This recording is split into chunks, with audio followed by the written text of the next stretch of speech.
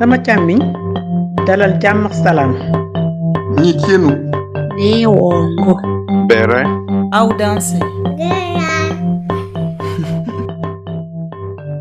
Vous écoutez Kisigi, le podcast de l'Afrique racontée par les Africains. Je suis Elisabeth.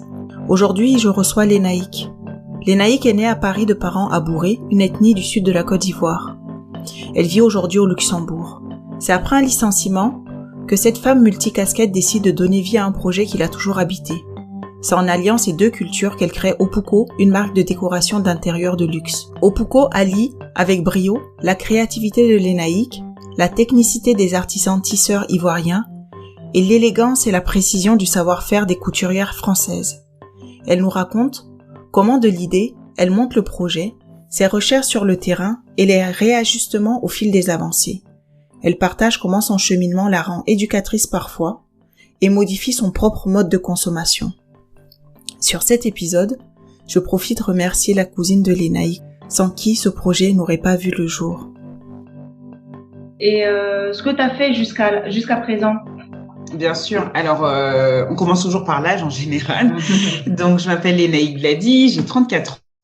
Je suis française et ivoirienne et je vis en France, mais je travaille au Luxembourg. Mon parcours, ma profession, je suis responsable comptabilité dans le milieu du film d'animation, donc du dessin animé, plus communément. Et je suis aussi tapissier décorateur, c'est-à-dire que je crée et je fabrique des coussins, des rideaux, du linge de lit, enfin tout ce qui touche à la couture et à la décoration.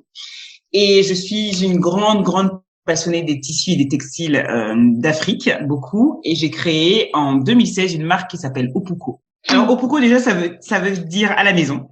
D'accord. En langue abourée déjà, donc avec ça a lien direct avec la décoration en fait d'intérieur. Donc Opuko c'est une marque d'objets de décoration et d'accessoires qui utilise le kita, qui est un pain tissé par les artisans baoulés de la Côte d'Ivoire. Et comme je disais, c'est vraiment une marque qui met en avant en fait le travail des tisserands ivoiriens. Quel cheminement tu as pour passer de la comptabilité à la création? Oui, vraiment. Alors, faut savoir que j'ai toujours eu un esprit très créatif. J'ai toujours appris des choses un peu toute seule, c'est-à-dire qu'aujourd'hui on a beaucoup de vidéos YouTube, on a des livres qui nous apprennent tout et n'importe quoi, si je peux dire ça comme ça. Et du coup, j'ai toujours aimé essayer des nouvelles choses. J'ai appris le tricot en lisant un livre, j'ai commencé à apprendre un peu la couture, mais vraiment des choses basiques en prenant des cours de couture, j'ai appris le patronage en prenant des cours de patronage un peu le soir et tout. Et je me suis toujours dit, j'avais toujours ça dans la tête, je veux créer ma petite entreprise. Mon objectif n'était pas de faire des millions de chiffres d'affaires, mais je veux créer quelque chose et on a des belles choses en Côte d'Ivoire. Je dis bien la Côte d'Ivoire parce que c'est mon pays, je le connais, mais en Afrique on a aussi des très très belles choses dans les autres pays. Mais j'ai toujours eu cette idée derrière la tête en me disant mais qu'est-ce que je peux faire en fait? On a des belles choses ici. En Europe, c'est toujours les mêmes tissus qu'on voit, c'est toujours le même style de création, c'est toujours le même style d'objets de décoration intérieure. Et moi, je veux amener quelque chose de nouveau. Je veux montrer qu'on peut faire autre chose. Et donc, j'avais toujours ça me trottait dans la tête et tout ça pendant pas mal de temps. Je l'ai pas dit, je crois, dans ma présentation, mais je suis vice-présidente de l'association Likaba, en fait, une association, qui fait la promotion de la culture africaine au Luxembourg. Donc, on crée chaque année un grand festival qui réunit plus de 40 créateurs. Et en fait, quand je voyais ce qu'ils faisaient, je me suis dit, mais moi aussi, c'est possible. Mais qu'est-ce que je vais faire? Je ne sais pas. Donc, disons que l'idée était un peu j'avais un peu l'idée derrière la tête comme ça. Donc, disons que l'année 2015, c'était vraiment cette idée récurrente. Et je suis un peu une fan d'Instagram. J'adore les belles photos et tout. Et un jour, je regardais Instagram, ce que les gens faisaient, tout ça. Et je tombe sur une marque d'une Éthiopienne en fait qui faisait des coussins avec du pain tissé d'Éthiopie et qui les vendait en fait aux États-Unis et qui en faisait la promotion. Et je me suis dit c'est exactement ça en fait qu'il faut que je fasse, mais avec nos tissus à Caen en fait. Et je suis arrivée le matin, j'étais encore dans mon ancien travail, je suis arrivée le matin et je dis à ma collègue je sais ce que je veux faire. Je veux faire ce que la fille fait, mais avec nous, nos tissus, avec nos textiles, travailler avec nos tisserands et travailler avec nos artisans. Et elle m'a dit c'est une super idée et tout ça, lance-toi. Oui, c'est facile à dire, lance-toi. Donc, il s'avère que c'était un moment où je changeais de travail et le nouveau travail où je suis allée, c'était une société toujours en comptabilité, en finance, une société américaine qui vendait des boissons alcoolisées en fait, une grosse société américaine. Et au bout de 9 mois, j'ai été licenciée parce qu'on fermait le siège Europe. Parce que pour les Américains, on n'avait pas fait assez de chiffre d'affaires. Et j'ai pris cet arrêt soudain, vraiment, j'appelle ça comme ça parce que je m'y attendais pas, comme une opportunité pour cette fois-ci lancer mon projet. Ça faisait 1 an et demi que je l'avais dans la tête. J'arrivais pas à prendre des vacances assez longues pour aller en Côte d'Ivoire, rencontrer les tisserands, etc.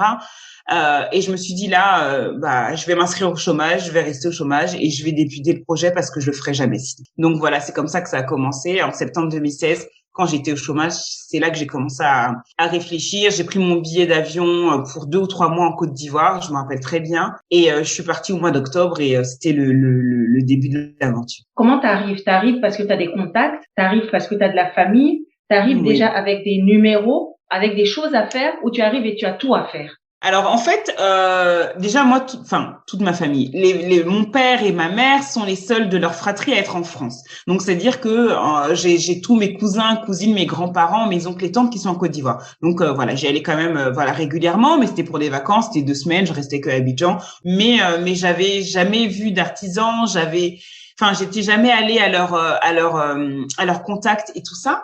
Donc du coup, quand j'ai pris cette décision, avant de prendre mon billet d'avion, quand même, j'ai appelé ma cousine Aude, qui se reconnaîtra dans le podcast, et je lui ai dit, écoute, je te parle de ce projet depuis 1 an et demi, je te saoule avec. J'ai plus de travail. C'est le moment de le faire. Il faut absolument que tu parles autour de toi, que tu essayes avec tes contacts que tu as de trouver des tisserands, de parler, de voir s'ils peuvent tisser ce que je veux et tout ça, et d'essayer de placer des rendez-vous avant que j'arrive. Je lui ai dit moi aussi de mon côté, je vais faire mes recherches, t'envoyer des numéros pour que tu appelles et tout ça, et on va travailler comme ça. Ma cousine m'a dit pas de problème, je t'attends. Viens et voilà, je fais mes recherches et toi aussi. Donc elle a fait ses recherches, elle a trouvé quelques contacts et moi en fait j'ai utilisé Internet. J'ai tapé tisserand Côte d'Ivoire et j'ai vu des articles en fait sur les tisserands de la Côte d'Ivoire sur des journaux ivoiriens en ligne et j'ai écrit à ces rédacteurs de journaux ivoiriens pour avoir un peu le contact de ces tisserands et j'en ai eu 2 qui m'ont très gentiment répondu en me donnant le contact en fait de ces tisserands et je les remercie d'ailleurs. Et c'est comme ça que j'ai eu davantage de contacts et que je suis arrivée en Côte d'Ivoire, mais c'est-à-dire que rien en octobre 2016, oui, je suis allée en Côte d'Ivoire, c'était une idée. C'est-à-dire que c'est une idée, mais je savais pas ce que j'allais trouver sur place. Et mon idée, c'était aussi de faire tisser sur place, mais de faire coudre sur place. Octobre 2016, c'était une idée. On avait quelques contacts. Et quand je suis arrivée en Côte d'Ivoire, là, on a commencé un peu chaque week-end parce que ma cousine avait un emploi. Hein, elle travaille dans une société d'assurance. Et donc, dès qu'elle était libre, des week-ends de 2-3 jours, on sillonnait un peu la Côte d'Ivoire pour aller à la rencontre des tisserands dont on avait eu les contacts. Donc, on est allé dans un village, je ne me rappelle plus le nom, un village baoulé derrière Yamoussoukro. Je me rappelle, on avait pris le car pour arriver à Yamoussoukro. On avait pris un taxi. On avait pris un moto-taxi pour arriver dans le village. Donc, je peux vous dire que c'était bien loin de tout ce que j'avais vu en allant en Côte d'Ivoire depuis toute petite. On est allé à Toumaudi aussi. On a pris le car pour aller plus loin, dans les villages en fait baoulés et pour vraiment aller à la rencontre des tisserands, pour leur expliquer ce que nous on souhaitait, ce que nous on voulait, c'est-à-dire que moi j'ai dessiné les modèles qui les reproduisent. C'était vraiment une aventure. Avec le recul, je me dis c'était vraiment une petite idée, c'est-à-dire que j'aurais pu arriver sur place et que aucun travail des tisserands ne convienne. Donc heureusement ça n'a pas été le cas, mais je suis allée avec quelques contacts, la famille sur place et je me suis débrouillée comme ça, sachant que je ne maîtrisais absolument pas les codes de la négociation, de la vente et autres. Là, j'écoute ton histoire et j'entends que la famille sur place était un pivot pour toi. une aide extrêmement précieuse. Déjà, ma cousine, c'est sûr, parce que c'est quelqu'un de confiance et avec laquelle je travaille depuis 2016 sur ce projet. Donc, et elle a toujours été disponible pour moi. C'est réellement un lien entre les tisserands et moi, clairement. Et la famille sur place, oui, aussi, en me disant, attention, tu viens d'Europe avec ton accent français, les gens vont essayer de t'arnaquer. Des fois, ici, on donne 50% forcément de la somme pour faire un tissu à un tisserand, mais il peut prendre 50% et disparaître dans la nature. Fais attention. Ou bien j'avais un grand cousin, Alain, qui m'a dit, la première fois qu'on devait aller voir un tisserand, c'était à côté de chez lui, il m'a dit, je vous rejoins là-bas. Et c'est lui qui a tout négocié et tout, parce que voilà, en fait, c'était pas pour me sauver, pas du tout, mais on sait comment ça se passe. Donc, je pense que si moi j'avais négocié, j'aurais eu le double du prix du marché. Donc oui, la famille, sans eux, j'aurais jamais pu monter ce projet. Et pour donner un exemple, ma tante me disait qu'il y a des très bons kitas qu'on appelle kente au Ghana, en fait, qui sont extrêmement jolis. On voit beaucoup sur Instagram parce que les Ghanéens portent leur tissu traditionnel lors des cérémonies même présidentielles, lors des mariages, ils le portent tout le temps. Mais j'avais aucun contact sur place, donc je me suis dit je vais pas arriver au Ghana comme ça et commencer à parler des tisserands et négocier. Donc si j'ai fait en Côte d'Ivoire, c'est parce que c'est mon pays en fait, et parce que j'ai la famille sur place qui m'aide et me soutient quotidiennement, et surtout ma cousine, vraiment. Et cette cousine, elle fait partie de ta société, ou c'est vraiment le lien familial encore qui fait que c'est un support? Alors oui et non, parce que oui, elle fait partie de ma société parce que c'est mon assistante en fait. Elle gère tout sur place, les relations avec les tisserands, elle gère financièrement quand il faut payer les tisserands, il faut faire les avances, récupérer les tissus et autres, les amener aux transporteurs pour qu'ils arrivent en France. Donc oui, et quand vous voyez sur ma page Instagram, je présente l'équipe, donc je présente les tisserands, mais je la présente bien Aude comme assistante commerciale parce que c'est réellement son emploi en fait, son statut, et non parce qu'avant tout, avant de travailler avec moi sur Opuko, j'ai toujours eu un lien extrêmement fort avec cette cousine, et on a toujours été vraiment inséparables. Je pense que aussi le fait qu'on ait à peine un an d'écart, le fait qu'on ait la même mentalité, qu'on soit extrêmement battante, qu'on ait toujours des idées, qu'on essaie de s'en sortir sur divers points, ça fait que oui, je ne voyais qu'elle en fait. Pour moi, c'est vrai que beaucoup de gens, parce que j'ai énormément d'amis autour de moi qui sont entrepreneurs, qui me disent moi la famille surtout pas. Et ben moi je suis fière de dire que je suis l'exception qui confirme la règle, que je travaille avec ma cousine exclusivement, et j'ai jamais eu aucun problème, et sans elle je ne pourrais pas en fait, vraiment. Moi, j'ai bien envie de savoir comment finalement ça se passe et le produit fini. Waouh! Alors déjà, il y a différentes qualités il y a le kita et le pan baoulé. Donc le pan baoulé, c'est un pagne qui est, je dirais pas moins qualitatif parce qu'il a son usage aussi, mais disons qu'il est beaucoup moins cher en Côte d'Ivoire parce que en fait tous les tisserands peuvent le tisser. C'est-à-dire que les motifs sont déjà dessinés sur chacun des fils, et il suffit d'assembler les fils ensemble. Le kita, le motif apparaît au fur et à mesure du tissage. Donc, disons que sur tous les tisserands baoulés, très peu savent tisser le kita. Donc, c'est-à-dire que des fois, on a fait des kilomètres, des centaines de kilomètres pour arriver dans un village et pour se rendre compte qu'en fait, ils savent pas tisser ce que nous, on veut. En fait, ils savent pas tisser le pan kita, ils tissent le pan baoulé. Ok, bon, vous avez fait 5 heures de route, vous découvrez ça. Ça fait pas toujours plaisir. Heureusement que les Ivoiriens sont un peuple très accueillant et qu'on passait quand même des bonnes journées à discuter avec eux, à visiter un peu le village, à parler d'artisanat et autres, mais c'est compliqué. Donc comment on arrive à ça? Je pense que on va dire qu'il y a une première phase de prise de contact. C'est-à-dire que nous on ne sait pas qui ils sont, ce qu'ils font, la qualité de ce qu'ils font, et eux aussi ils ne savent pas si on est sérieux parce que ils ont plusieurs personnes qui viennent les voir, je veux ci, je veux ça, etc., ou même des commerçantes, et au final, ça ne se fait pas.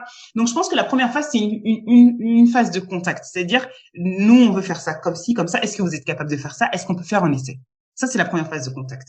La deuxième phase, c'est qu'ils font l'essai, en fait, du pan kita. Ils font l'essai, et ils nous appellent en disant, Lénaïque, Aude, nous avons fait l'essai, venez voir si ça vous convient ou pas. Donc, on vient voir. Si ça nous convient, ce qu'on a fait à l'époque, c'est qu'on a commandé quelques pièces seulement de tissu on avait trois motifs à l'époque avec environ 2-3 variations de motifs différentes pour commencer. Et donc à côté de ça, moi je voulais produire en Côte d'Ivoire, c'est-à-dire faire coudre mes housses de coussins. Je dis que les coussins parce que c'est le premier produit que j'ai commencé. Aujourd'hui, il y en a d'autres, mais vraiment c'était l'objectif. Et là, par contre, ça n'a pas du tout été concluant. C'était une catastrophe en fait. Tous les couturiers auxquels j'ai donné des essais, un coussin, je dis bien un coussin par exemple carré de 40 cm sur 40, c'était pas du tout concluant en fait. Soit il y avait un problème de découpe, soit il y avait un problème de centrage des tissus, soit la fermeture n'était pas bien cousue, soit le tissu était trop grand, ou bien sur 10 pièces de tissu, il y avait sur 10 pièces de coussin, il y en avait qui faisaient 40 cm, d'autres qui en faisaient 42 voire 45. Honnêtement, niveau couture, c'était une vraie catastrophe. Je peux dire ça comme ça parce que dans mon business plan, mon produit, était 100% ivoirien. Donc, c'était mettre en avant le savoir-faire au niveau du tissage, mais le savoir-faire au niveau de la couture. Et quand je me suis rendu compte que la couture, mais c'était pas du tout ce que je voulais. Et moi, dans mon esprit, à l'époque, j'avais pas du tout passé mon diplôme de tapissier décorateur, mais pour moi, quand je voyais les couturiers qui étaient capables de faire des robes, des choses comme ça, pour moi, un coussin, quelque chose de carré, c'était simple. Et je me suis rendu compte que au niveau des finitions, c'est pas du tout ce que je voulais. Donc j'ai abandonné durant ce séjour-là en 2016 l'idée de faire coudre en Côte d'Ivoire, et en fait c'est là que je me suis dit il faut que je sache coudre moi-même de façon professionnelle. Il faut résoudre ce problème-là. Donc je me suis concentrée du coup vraiment sur trouver plusieurs tisserands qui savent tisser de qualité, des très bons produits et les modèles, les motifs, les couleurs que moi je désirais à l'époque. Et voilà en fait. Et du coup moi la couture, quand je suis rentrée en France en fin 2016, j'ai commencé à regarder les formations en France pour apprendre à coudre en fait, pour avoir un CAP de couture, pour avoir un diplôme professionnel de couture, pour voir moi le coudre au début. Je me suis dit je vais recevoir les tissus de la Côte d'Ivoire, coudre les coussins moi-même et créer mon site internet pour les vendre en fait. Cette première partie-là, en termes d'argent, combien ça te coûte? Donc, combien ça m'a coûté? Je pense que je vais être franchement entre le billet d'avion, rester sur place. Heureusement, j'étais dans la famille et tout ça. Je veux pas dire que ce voyage-là m'ait coûté une certaine somme, mais on va dire toute la première année, je pense que je dois être autour de 6 000 € à peu près toute la première année, parce que même plus, un peu plus quand même, parce que oui, autour de 6 000 € la première année, parce que il fallait payer du coup les billets d'avion, tous les transports sur place. Mine de rien, en Côte d'Ivoire, le transport coûte assez cher, et surtout quand on va très loin, les essais des tissus qui des fois sont pas concluants, mais on les a commandés, donc il faut les payer. Un pain quitant en Côte d'Ivoire, je pense que les Ivoiriens s'en rendent très très bien compte, c'est l'un des pains les plus chers en fait de la Côte d'Ivoire. Donc moi je dirais autour de 6 000 € cette première année, franchement oui. Et en perte d'argent dans tous ces essais-là? Oh là là, en perte d'argent, c'est une bonne question. Au niveau des essais, je dois être en perte d'argent, vraiment par rapport aux produits, je vais dire, parce que les voyages, les billets d'avion, tout ça sont pas une perte d'argent. Perte d'argent sèche, je pense que je vais être autour de 1 000, 2 000 € quand même. Ouais. C'est-à-dire que des produits qui reviennent et qui sont pas du tout vendables en fait. C'est ça. Donc oui, facilement. Donc tu reviens, tu veux un CAP couture pour pouvoir discuter et pouvoir voir la faisabilité. Exactement. Donc je reviens et je me dis oh là là, faire coudre en France, ça va me coûter très cher. Parce que le SMIC français, avec moi, mon petit capital de départ, sachant j'étais au chômage, je touchais des indemnités chômage, mais ça n'avait rien à voir avec mon salaire. Je me suis dit, là, j'ai qu'une seule solution, il faut que j'apprenne à le faire moi-même. En tout cas, au début, on va me commander 1 pièce, 2 pièces, 10 pièces. Je peux pas donner à une association ou même une couturière, c'est pas possible. À combien je vais vendre mes coussins? Déjà que le kit est cher et je vais rien récupérer dessus. Donc je rentre et là, moi j'ai eu beaucoup de chance dans mon parcours, c'est que j'ai toujours été accompagnée par des associations. On en parlera tout à l'heure, si tu veux, Elisabeth, par des conseillers et mon conseiller Pôle Emploi. Donc ceux qui versent l'indemnité chômage en France. J'ai eu un rendez-vous avec lui et je suis tombée sur 2 conseillers extraordinaires. Mais quand je dis extraordinaire, c'est vraiment qui m'ont su m'orienter vers les formations au bon moment de ma vie. Et donc je reviens du coup dans l'est de la France et je vois mon conseiller, je lui dis écoutez, voilà ce qui s'est passé, je vous dis que je fais un projet, voilà ce qui se passe, mais maintenant il faut que j'apprenne à coudre. Et donc il regarde et il me dit il y a que 2 formations de couture en accéléré parce que voilà, à l'époque j'avais 30 ans passés, une formation en accéléré, c'est-à-dire faire 6 mois au lieu de 2 ans. Il y en a une à Paris et une autre en province. Je me dis Paris, c'est parfait. Mes parents habitent là-bas, que dois-je faire? Et il me dit par contre, mademoiselle l'a dit, il y a 10 places pour toute la France cette année, 10 places. Vous allez passer devant le responsable de la formation pour passer un entretien de motivation et à la suite de ça, vous serez prise ou pas. Et je lui dis mais si je suis pas prise, comment je fais? Il me dit écoutez, c'est une formation par an, il y a 10 places donc moi je peux vous aider que comme ça. J'ai dit OK. Donc il m'a inscrit à cet entretien et j'y suis allée. Et là, à l'époque, j'avais déjà un dossier de presse au Pouco avec les photos des voyages que j'avais fait, avec les essais que j'avais fait au niveau des coussins. C'est-à-dire qu'il y avait déjà quelques coussins. J'avais fait par un ami qui est à Paris et tout ça. Donc je suis allée, je me suis dit là c'est la chance de ma vie. C'est le seul moment de ma vie où j'ai une pause et je peux faire une formation. Donc j'y suis allée et du coup j'ai parlé avec j'ai fait mon entretien, j'ai dit moi je viens pour un projet, c'est carré. Voilà ce qui se passe, je reviens de la Côte d'Ivoire et tout et je veux absolument obtenir cette formation. Donc inscrivez-moi. En fait, je suis une très bonne candidate et j'ai dû le convaincre parce que du coup j'ai eu ma place à cette formation et du coup j'ai commencé ensuite la formation qui a duré 6 mois et j'ai obtenu mon CAP tapissier décorateur par la suite. Et donc j'étais capable à 100% de faire mes produits de façon professionnelle et surtout en fait pendant cette formation de 6 mois, j'ai eu plein d'autres idées. Puisque on faisait plein de produits différents, toujours liés à la décoration d'intérieur, et du coup j'ai eu plein d'idées et des techniques aussi pour coudre de façon professionnelle. Donc voilà un peu. Et j'ai eu surtout une super prof de couture qui s'appelle Sandrine Masson et qui a su faire de nous ces élèves qui ne savons même pas allumer une machine à coudre des tapissiers décorateurs au bout de 6 mois. Donc voilà un peu. Ouais. Wow. Parce que là, c'est ce que j'allais te demander. Est-ce que tu cousais avant? Mais là, tu viens me dire que tu savais pas allumer une machine.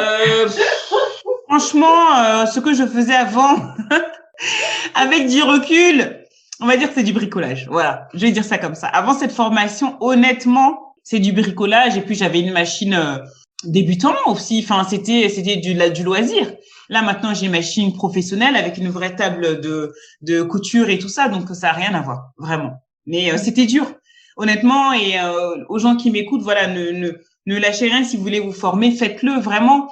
Mais apprendre sur 6 mois ce que les autres font en 2 ans, je peux vous dire que c'était pas facile. Des fois, on avait pendant 8 heures, on avait des cours de couture pendant 8 heures. Quand on vient d'un métier administratif comme le mien, entendre des machines à coudre en permanence, comme dans les usines, pendant 8 heures d'affilée, mais c'est très difficile au début, mais quand on a un objectif et qu'on met tout en place pour l'atteindre, je pense que on y va en fait, vraiment. Je pense qu'il y a quelque chose aussi à souligner dans ton parcours, c'est la préparation. Oui. Quand tu as voulu cette formation, tu t'es préparé à pouvoir aller décrocher ton oui. Oui. Même si ton conseiller t'avait dit je présente ton dossier, il y avait 10 places, tu as fait un dossier de presse. Tu t'es amené avec un dossier de presse pour pouvoir argumenter. T'as pas attendu que ça se fasse, ou bien tu t'es pas dit oui, je vais voir pour qu'on me paye une formation privée. Peut-être que c'était même pas possible, mais tu t'es battu aussi pour décrocher cette place-là qui était chère. Exactement, c'est ça en fait, parce que je me suis dit c'est une formation qui coûte 15 000 € quand même à l'État français. Je tiens à préciser, voilà, par personne. Je me suis dit, c'est la chance de ma vie, je sais pas, j'ai pas vécu toute ma vie pour dire ça, mais je me suis dit, là, c'est une chance pour mon projet, en fait. Et je dois pas me louper. Non seulement j'ai une formation qui coûte 15 000 € qui est payée par l'État, De l'autre côté, donc j'ai pas 1 euro à mettre. De l'autre côté, c'est une formation qui est à Paris. Mes parents sont à Paris, donc j'ai même pas loué un appartement. Je retourne juste dans ma chambre que j'ai chez mes parents. Donc j'avais tout pour moi, sachant que j'étais au chômage, comme je vous dis, les indemnités, il fallait quand même que je paye mon appartement ici et tout ça. Donc c'est-à-dire que c'était la meilleure option financière et professionnelle. Et donc oui, je me suis préparée, Elisabeth. Je me suis dit, je vais avoir cette place en fait. Déjà parce que c'est une opportunité incroyable pour mon projet, mais c'est surtout que je n'ai pas le choix et je ne me laisse pas le choix. Et j'étais aussi consciente à l'époque que pour monter un projet, il faut avoir un minimum de connaissances en fait dans ce que l'on fait et du coup j'avais tout à apprendre. Moi je connaissais pas le métier de couture, je connaissais pas le métier de tisserand, donc j'avais tout ça à apprendre. À côté, j'ai aussi pris des cours de marketing, de gestion des réseaux sociaux, de vente à l'université de Metz. Donc mon objectif, c'était d'avoir le maximum en fait de connaissances de qualité en fait pour pouvoir mener à bien mon projet. Et comment les parents accueillent ce nouveau projet? Alors on va dire positivement et négativement. Positivement dans le sens écoute, t'as raison, de toute façon, c'est pas comme si j'avais démissionné, attention, pour faire cela. J'ai été licenciée et c'est sûr que j'avais fait le choix de ne pas rechercher du travail tout de suite et retourner dedans, mais j'avais pas démissionné. Donc ça déjà c'était une chose. Et mon père a été toujours quelqu'un qui a un côté assez artistique et assez entrepreneur comme ça, et même si voilà c'est pas son métier, il m'a toujours motivée, il m'a dit non mais t'as raison, je veux dire vas-y en fait. Et ma mère un peu moins parce qu'elle me disait purée, t'as un diplôme, t'as un bac+5 en finance d'école de commerce, t'as un bon métier, en tout cas t'as un bon cursus et tout ça, t'as une bonne expérience professionnelle au Luxembourg en finance. Et tu mets ça en pause pour faire un CAP, donc niveau brevet, dans un métier manuel. Elle comprenait pas le côté que je voulais entreprendre, que ça allait pas forcément être mon métier, c'était pas ça l'objectif forcément, mais c'était que j'avais besoin à ce moment de ma vie en fait d'entreprendre parce que je savais que ce temps à 100% que j'avais pour me former, pour monter mon entreprise, pour la créer juridiquement, je l'aurais peut-être plus dans ma vie. Mais je pense que oui, elle a pas compris. Elle m'a dit, t'as des diplômes, pourquoi en fait tu fais ça? Et combien de temps il se passe entre la fin de cette formation et la vente du premier article? Waouh. Je dirais, oh là là, je dirais que en fait, il faut que je remonte un peu dans mes souvenirs.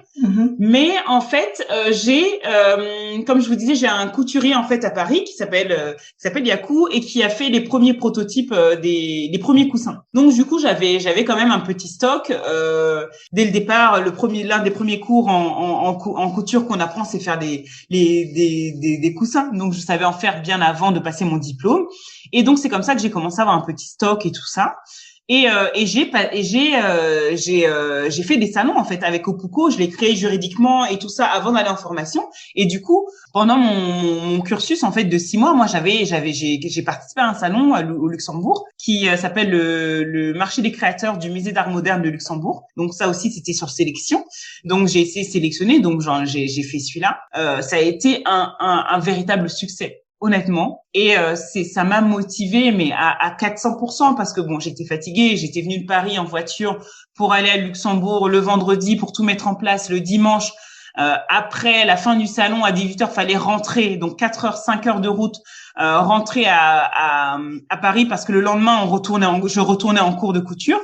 Mais j'avais passé deux jours extraordinaires parce que c'était la première fois que je me retrouvais 2 journées entières en face d'un public potentiel en fait. Et moi je me rappelle très bien le premier contact que j'ai eu, c'était le vendredi soir, j'étais à peine en train d'installer mes produits et il y a deux personnes du musée d'art moderne, du coup des employés qui sont venus me voir et qui m'ont dit ah, c'est très joli, qu'est-ce que c'est? Donc je leur explique ce que c'est et ils me disent mais ça vient de Côte d'Ivoire et tout ça, je connaissais pas du tout. Moi j'avais l'habitude du wax, des choses qui sont plus colorées, qui sont plus en coton et tout ça et je leur disais non, on a énormément de tissus rien qu'en Côte d'Ivoire, et celui-là en fait partie. Et du coup, j'ai eu un accueil extrêmement positif. J'ai eu tous mes amis, mes anciens collègues et tout ça de Luxembourg À ce moment-là, j'étais en formation en France, qui sont venus sur mon centre, qui sont venus voir mon produit, qui ont fait passer le mot, qui ont acheté. J'ai des gens que j'avais jamais vus, d'Adam, Ève, qui sont venus acheter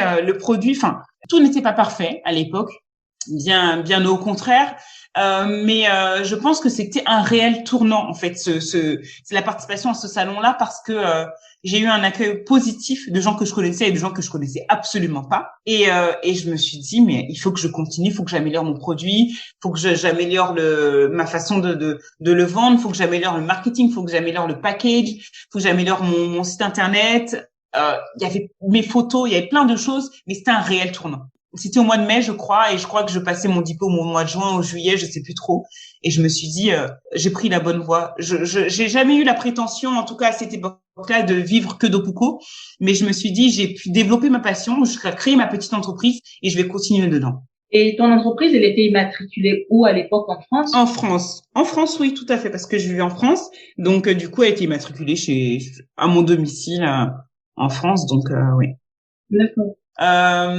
Niveau physique, niveau coussin, niveau produit, je me suis améliorée certes, mais je m'étais déjà lancée avant la fin de ma formation et je profitais justement des bonnes relations que j'ai avec mes professeurs pour un peu améliorer mes produits, affiner, leur proposer des prototypes, qu'est-ce que vous pensez de ceci, de cela, etc. Vient la fin de ma formation, je fais 2 stages chez des tapissiers décorateurs. Un en région parisienne, un autre en Normandie, avec des super maîtres de stage, des super tapissières. C'était 2 femmes. Et quand je finis tout ça, je me dis, il faut que j'ai un site internet en fait. Il faut que j'ai un site internet et un site internet marchand, parce que avec des belles photos et tout ça. Donc là, je reviens, je demande à des amis, voilà, des photographes qui connaissent et on fait des photos. J'avais à l'époque comme j'ai dit plus tôt, Elisabeth, que j'ai suivi des cours en communication, en gestion des réseaux sociaux et autres. Et j'avais mon prof de gestion des réseaux sociaux, en fait, qui avait une entreprise de communication à Metz et qui proposait des formules clés en main pour les toutes petites entreprises, c'est-à-dire qu'on payait un montant par mois et il créait notre site internet. Donc du coup, j'ai travaillé avec lui sur mon site internet. Voilà. Donc l'objectif était de revenir, d'améliorer les produits, de proposer vraiment une collection. Là, c'était plutôt quelques produits et tout ça. Et là, c'était vraiment avoir une collection construite avec tant de produits par couleur. Ajouter d'autres produits, faire des couvre-lits, faire des accessoires, donc des pochettes, des sacs, enfin des abat-jours aussi. Donc tout ça, c'était un processus de création que j'ai continué et j'ai continué à faire des formations, j'ai continué à faire des salons. J'ai continué à aller disons au contact de mes potentiels clients. Là, j'ai énormément travaillé sur mon Facebook, mon Instagram. Quand j'ai eu mon diplôme, le but était de vraiment continuer à faire des salons et à développer ma présence sur le net. Donc tout ça, c'était toi qui le faisais. Tu faisais tout. Oui, tout. C'était très difficile. Ouais. Je faisais tout et surtout j'avais pas disons que j'étais pas forte en tout. Enfin, je veux dire ça c'est tout le monde. Donc après ce qui était bien c'est que j'avais quand même pris certains services chez certaines personnes, c'est-à-dire que je suis comptable mais je fais pas ma comptabilité par exemple. C'est un cabinet d'expertise comptable qui le fait. Un autre professionnel, un autre juriste qui avait relu mes conditions générales de vente, qui avait relu mes contrats de vente et autres. Donc je me suis quand même entourée de professionnels, surtout sur des domaines comme le légal. C'est lui qui a créé mes statuts aussi, enfin qui a déposé mes statuts. Donc j'ai pris conscience très tôt que il fallait que je délègue pas mal de choses, même si ça allait me coûter de l'argent, parce que j'étais pas capable de le faire. Je suis pas capable de rédiger des statuts de A à Z pour une société. Donc j'ai appris des choses, certes, il y a des choses que j'ai fait toute seule, comme protéger la marque, qui est très important, et je le dis bien à tes auditeurs. Elisabeth, il faut absolument déposer le nom de la marque et protéger la marque, mais j'étais incapable de rédiger des statuts. Absolument pas. Donc voilà, je faisais une partie donc réseaux sociaux, vendre, coudre un peu aussi, et j'ai aussi par la suite, par exemple, travaillé avec une petite entreprise de 12 couturières puisque je leur ai commandé des produits. J'envoyais mes tissus, elle le faisait aussi. Donc j'ai su déléguer sur certains plans parce que c'était plus facile pour moi et pour me concentrer sur la vente et surtout ma communication. Ça, c'était important pour moi, vraiment. Tu te places sur un segment haut de gamme. Donc c'est peut-être pour ça aussi que tout ce qui est communication, en tout cas, toutes ces choses-là pour toi sont essentielles et doivent être le plus nickel. Oui, exactement. En fait, c'est exactement ça, Elisabeth. C'est que quand on vend du haut de gamme, déjà, il faut être irréprochable en termes de qualité du tissu, de la matière première, en termes de finition. Moi, combien de fois sur les salons, j'ai vu les gens ouvrir les coussins, regarder à l'intérieur, regarder les coutures et tout ça. Et il faut communiquer, c'est-à-dire expliquer comment du Made in Africa, je dis bien ça parce que c'est que dans l'esprit des gens, le Made in Africa n'est pas cher. Ça, c'était un des principaux obstacles. Donc, il fallait que je leur explique comment un coussin qui est entièrement tissé à la main, qui est cousu en France par des couturières françaises, avec un remplissage. Donc, à l'intérieur de mon coussin, il y a un remplissage en plumes naturelles de canard, de fabrication française aussi, arrive à coûter 85 €.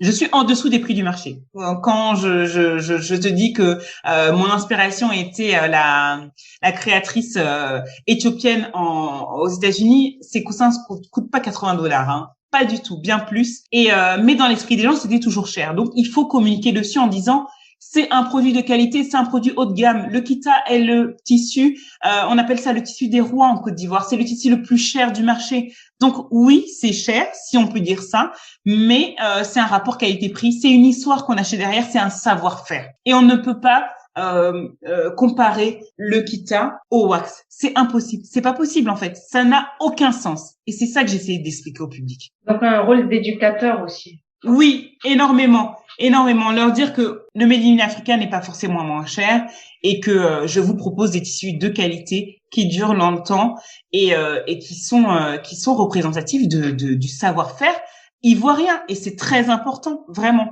Et tu as beaucoup de clients africains? Non. Non, Elisabeth, je n'ai pas beaucoup de clients africains. Je le déplore. Je le déplore. Disons que mes clients africains sont majoritairement mes amis. Donc c'est-à-dire que oui, j'ai mes amis qui depuis le départ me soutiennent énormément, mais là je dis à 200%, qui m'ont commandé des coussins, des abat-jours, des couvre-lits, extra larges, XXL, des choses vraiment, des pièces uniques, et des clients que je ne connais pas. En général, ce sont des Européens blancs. Je ne saurais pas t'expliquer pourquoi. Je pense que je ne sais pas, j'ai eu des réflexions comme mais ça je demande à ma cousine de le faire au Ghana ou en Côte d'Ivoire, ça me revient moins cher. OK, pas de problème. Mais ta cousine n'a pas une entreprise derrière, ta cousine n'a pas les charges qu'il y a en France, les charges de communication, les charges légales, les charges de fiscalité. Ta cousine ne fait pas coudre en Europe. Voilà, c'est tout. Et ta cousine ne crée pas le design. Elle ne crée pas le produit. Elle ne crée pas les dessins ni les couleurs. Elle va prendre un tissu qui est déjà fait et le faire coudre par un couturier. Il n'y a pas de problème. Mais derrière, il y a une histoire, il y a des noms de produits, il y a toute une signification en fait derrière chaque produit et une recherche surtout. On valorise pas nous-mêmes. Tu penses qu'on valorise pas nous-mêmes, qu'on n'encourage pas nos entrepreneurs à pouvoir vivre et à payer ceux qui vivent à travers eux de leur travail. Je pense que je vois Elisabeth ce que je veux dire. Je pense que c'est mitigé. Il y en a qui le font et moi je pense que je le fais de plus en plus. Je le fais davantage depuis que j'ai créé Opuko. Honnêtement, c'est-à-dire que je viens d'ailleurs de recevoir une pièce du Sénégal en fait d'une créatrice qui s'appelle Sira Ebanderabe qui m'a fait c'est un top, un vêtement. Et voilà, dès que j'ai envie de m'acheter quelque chose, j'essaye de trouver un créateur, d'acheter quelque chose de qualitatif, etc. Tout ça. Je pense que certains le font parce qu'ils ont une conscience en se disant on va valoriser ce qui vient du continent, on va valoriser notre savoir-faire et autres.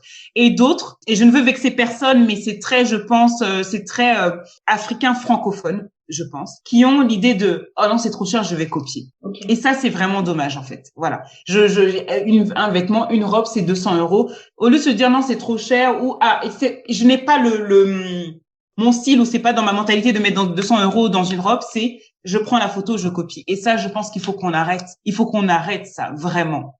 Donc, quand on trouve quelque chose de beau, soit on l'achète pas.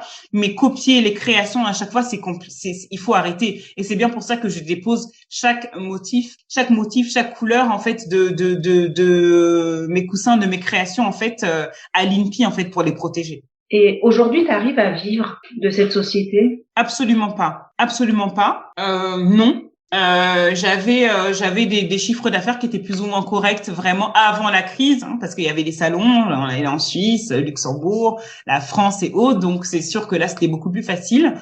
Non, il y a eu un gros coup d'arrêt en 2020 quand la dernière fois je faisais avec le comptable de ma société le bilan. 2019 on était plutôt bien. 2020 c'est quasiment rien en fait, vraiment. Donc 2018, 2019 c'était quand même des bonnes années, mais 2020 donc 2021 j'essaye de redresser la barre, mais c'est compliqué. Donc du coup voilà, c'est assez difficile. Moi je vis de mon métier qui est responsable comptabilité.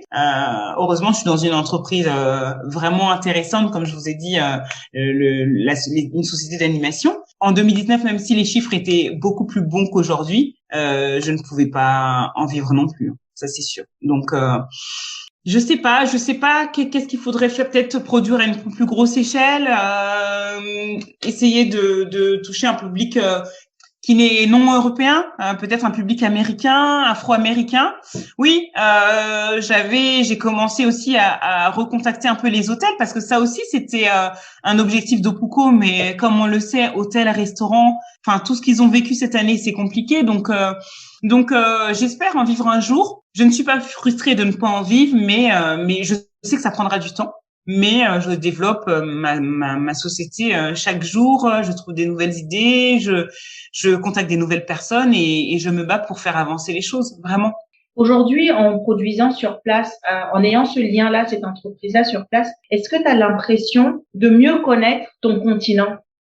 Alors, j'ai l'impression, oui, je pense quelque part, c'est-à-dire que je maîtrise plus l'art de la négociation, on va dire ça comme ça déjà.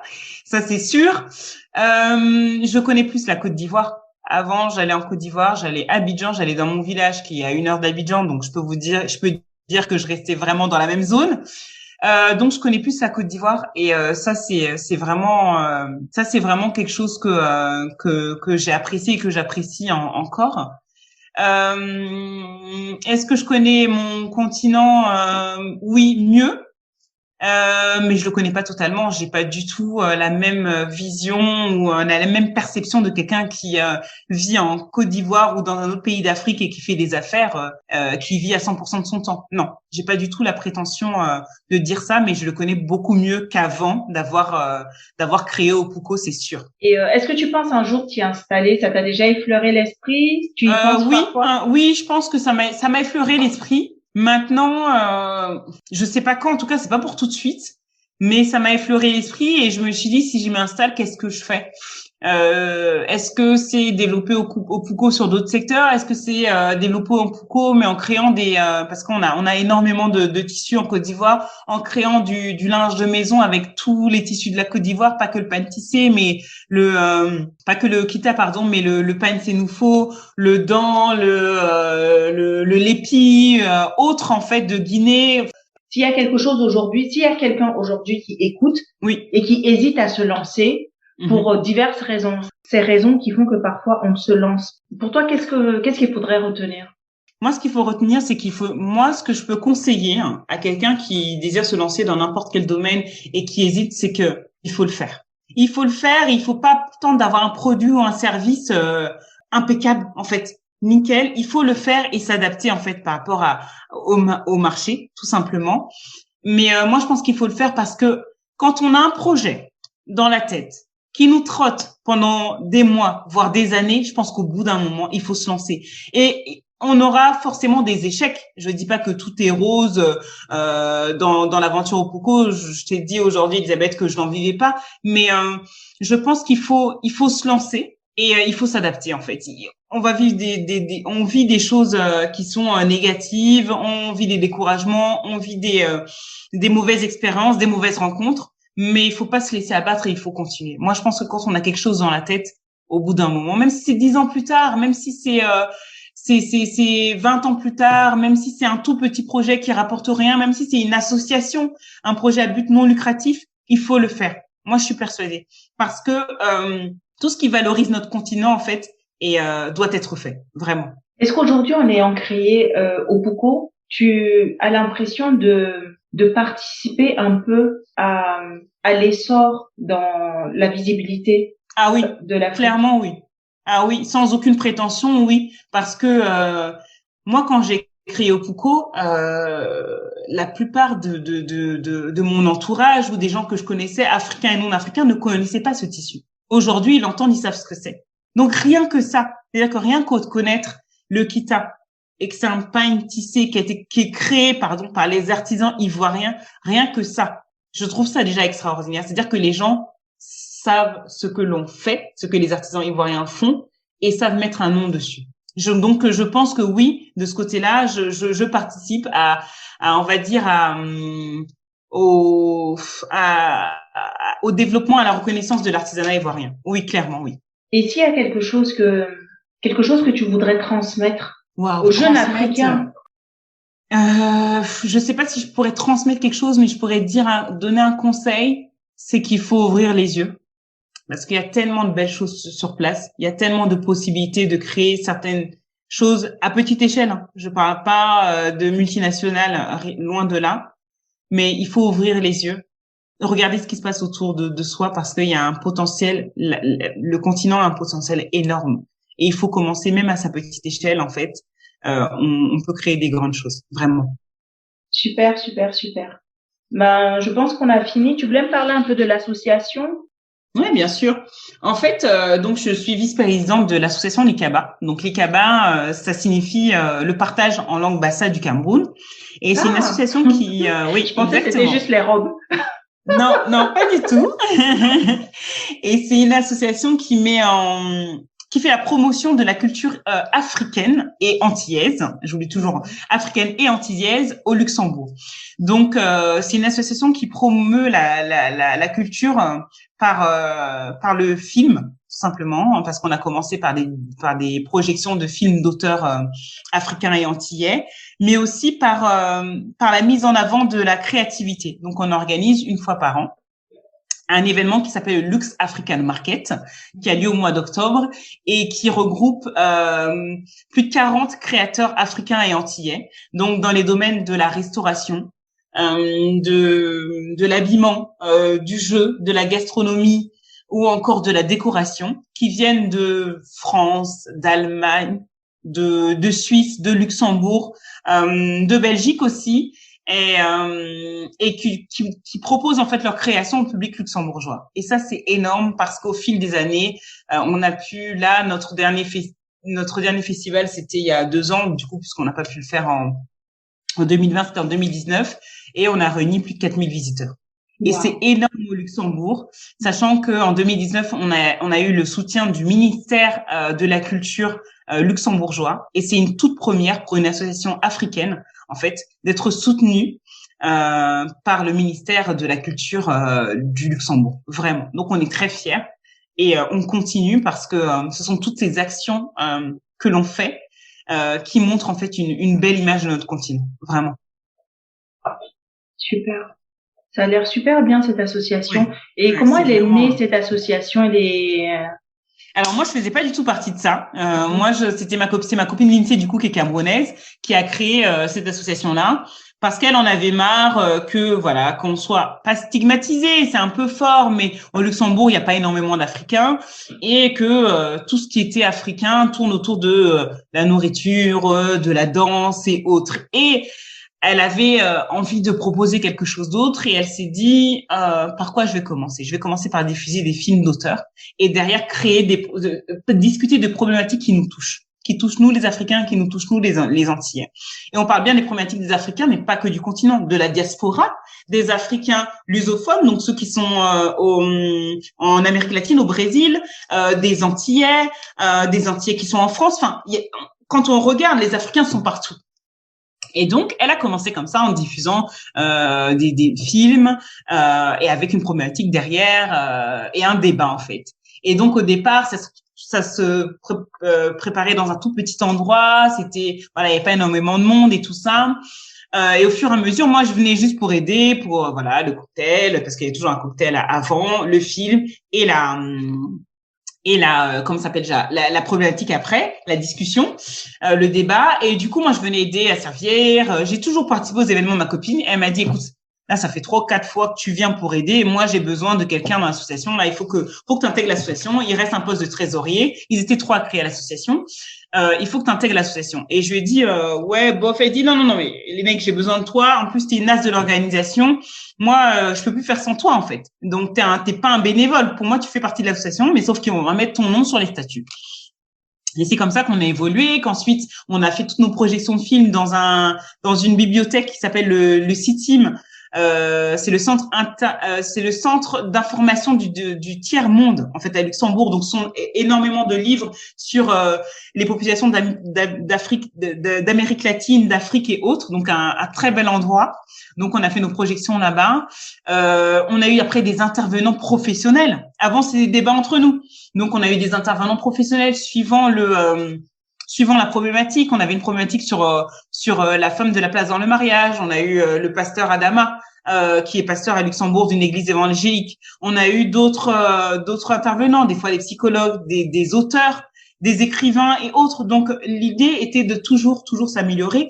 Après les afro-projections, les projections de films, on a eu des book clubs. Donc, on choisissait un livre d'un auteur ou d'une auteure africain et on discutait un peu ensemble.